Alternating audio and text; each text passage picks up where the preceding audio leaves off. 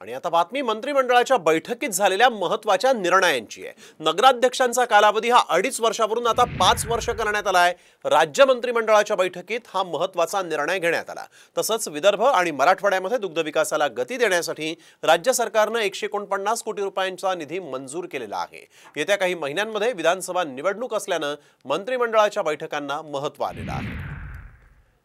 तर या मंत्रिमंडळाच्या बैठकीत इतर कुठले महत्त्वाचे निर्णय झालेले आहेत त्यावर देखील एक नजर टाकूया। नगराध्यक्षांचा कालावधी आता 2.5 वर्षांवरून 5 वर्ष करण्यात आला आहे। विदर्भ मराठवाड्यामध्ये दुग्ध विकासासाठी 149 कोटींची तरतूद मंत्रिमंडळाच्या बैठकीत करण्यात आली।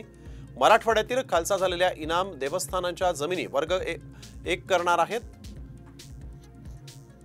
वैद्यकीय महाविद्यालयाच्या निवृत्त अध्यापकांना ठोक मानधन देण्यात येईल। 6000 किलोमीटर रस्त्यांच्या डांबरीकरणाऐवजी काँक्रिटीकरणासाठी म्हणून 27,000 कोटींची तरतूद आहे।